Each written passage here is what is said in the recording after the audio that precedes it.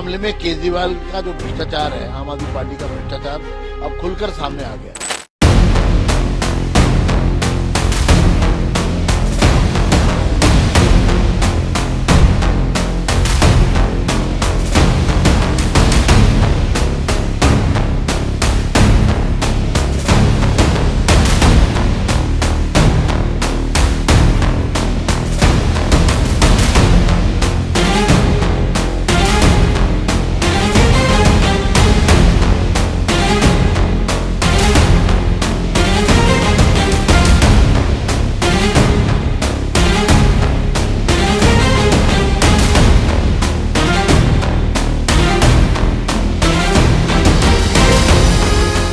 महल के मामले में केजरीवाल का जो भ्रष्टाचार है, आम आदमी पार्टी का भ्रष्टाचार अब खुलकर सामने आ गया है।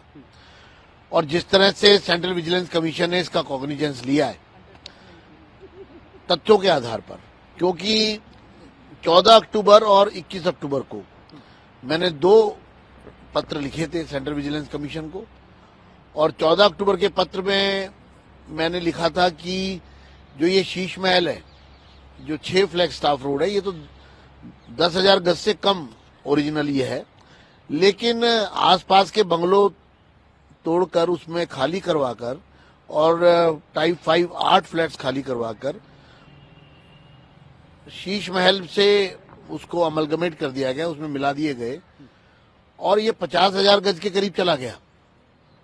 तो इसका ना तो लेआउट अमेंड हुआ है अभी, वो जो मिलाया गया सारा, जो 50,000 गज का पूरा एक एम्पायर बनाया गया, वो पूरा गैर कानूनी है।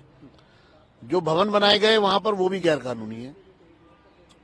दूसरी 21 अक्टूबर को जो पत्र लिखा उसमें मैंने लिखा था कि किस तरह से करोड़ों रुपए के ऐशो आराम के महंगे जो लग्जूरियस आइटम्स खरीदे गए हैं और वो भी किसी नियम कानून के तहत नहीं, और वो कहां से आए, और दूसरा जो सरकार ने खरीदे वो, और उसके अलावा भी जो वहां पर थे वो कहां से आए। तो इन दोनों मेरे पत्रों पर सेंट्रल विजिलेंस कमीशन ने सीपीडब्ल्यूडी को एक फैक्चुअल रिपोर्ट देने को कहा। जो फैक्चुअल रिपोर्ट दोनों मेरी शिकायतों पर सीपीडब्ल्यूडी ने दी, और उसके बाद लेटेस्ट जो हुआ है वो सेंट्रल विजिलेंस कमीशन ने अब जो निर्णय लिया है कि वो फैक्चुअल रिपोर्ट की जांच करने के बाद की तथ्यों पर आधारित जो सीपीडब्ल्यूडी की रिपोर्ट है उसके आधार पर अब डिटेल इन्वेस्टिगेशन का आदेश जारी किए गए। और साथ में मुझे ये भी इन्फॉर्म किया गया है कि जब डिटेल्ड इन्वेस्टिगेशन हो जाएगी तो इस पर सुटेबल एक्शन भी लिया जाएगा। प्रश्न ये है कि पूरे चुनाव में, चुनाव से पहले और सदन में भी जब भी हमने शीश महल का मामला उठाया, केजरीवाल जी चुप्पी साध गए, उनके मुख्यमंत्री चुप्पी साध गई, सदन में बात तक नहीं करने दी गई।